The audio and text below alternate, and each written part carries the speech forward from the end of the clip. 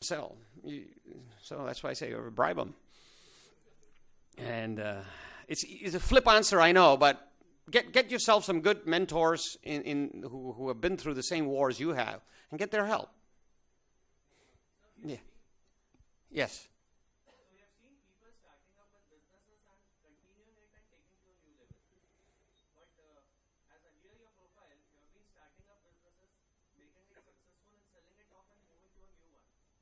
So is it something like a personal temperament or attitude, or how do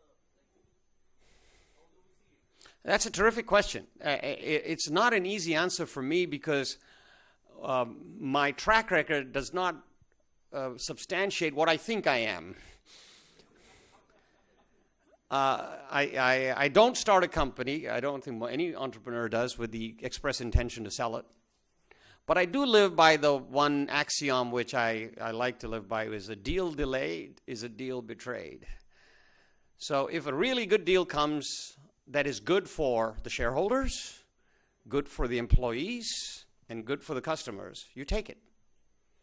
And not necessarily in that order, but certainly it has to be good for all of those three components to your business: your shareholders, and if it's you who own it by yourself, then it's you; your employees, because you owe them something for having taken you to where you are now; and three, your customers, because you again owe them something for having taken you to where you are now. So essentially, I didn't start any of these businesses with the intention to sell them. When they got sold, I got antsy, so I started another one. And somebody else came and said, we'd like to buy it, so I sold it, and somebody else came and said, we'd like to buy the next one. So what can I do? That's why I'm saying my track record doesn't substantiate what I think I am, which is I like to start a business and keep building it. But I'm guilty. Yes, sir. Excuse me, sir.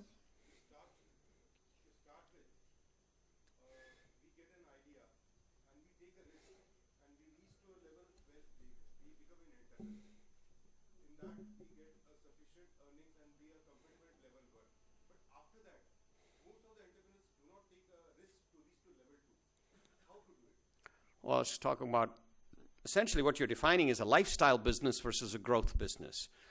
A lifestyle business is one where you start a business and you can afford a decent lifestyle. You have a car, you have a home, you can send your kids to a good school, and your business trundles along and you live a great life. That's a lifestyle business. You're still an entrepreneur. You make payroll for a bunch of people.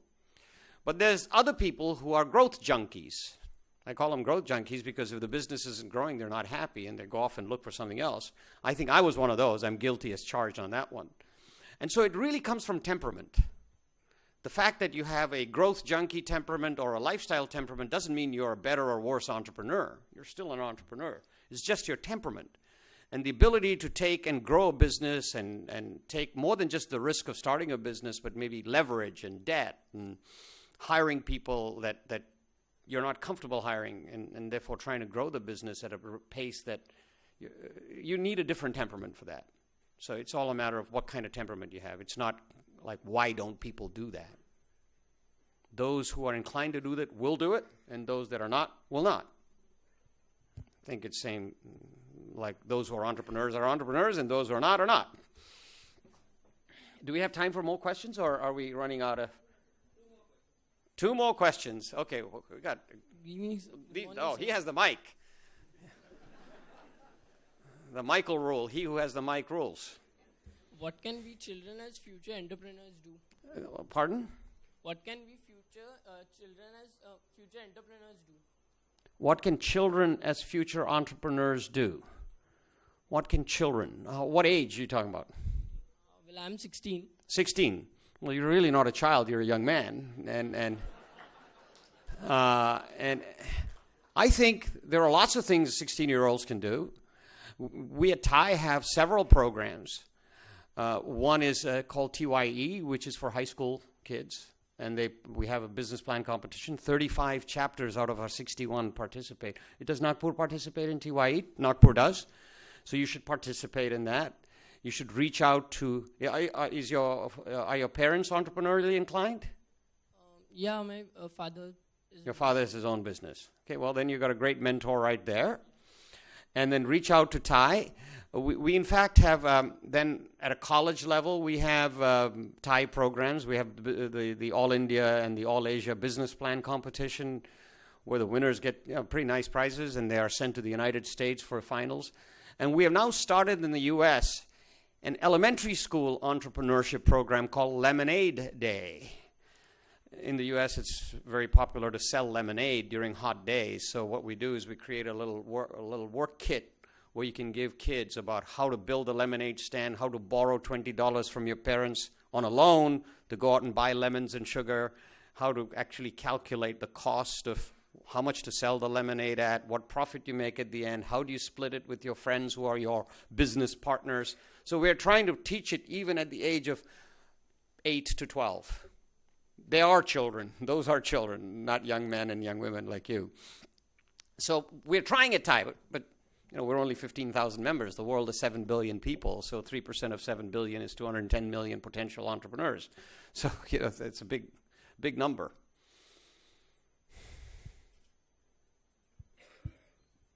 Next question, or is it 21 million? Yeah. 21 billion. Last question. Yes.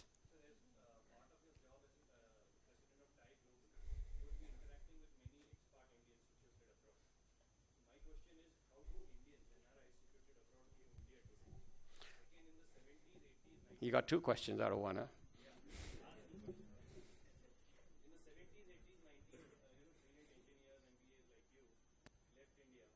Speak for yourself.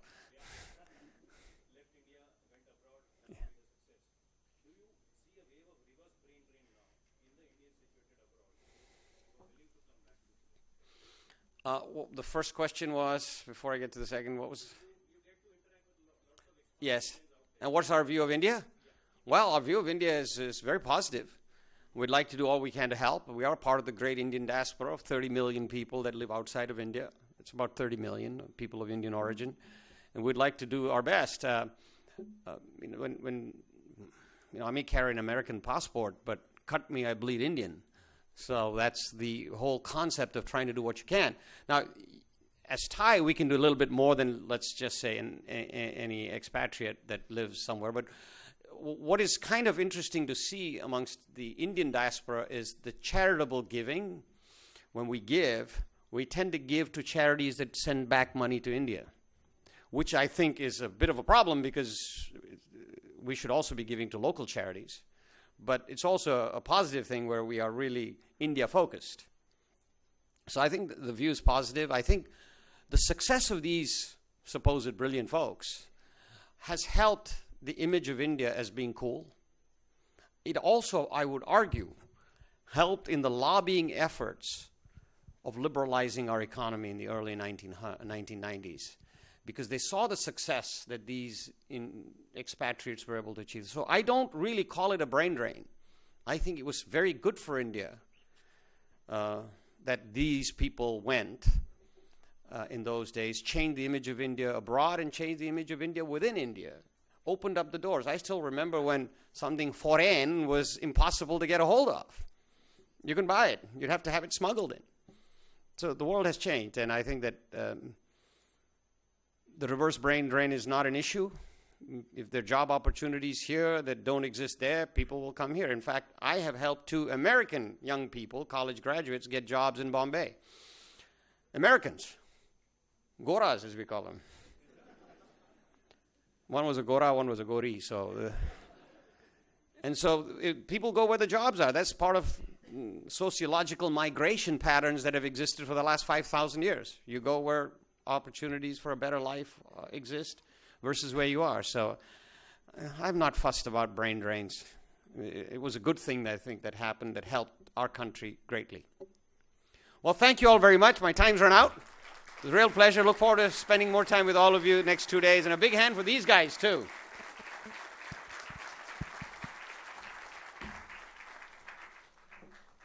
Thank you, Ashok, for that wonderful session.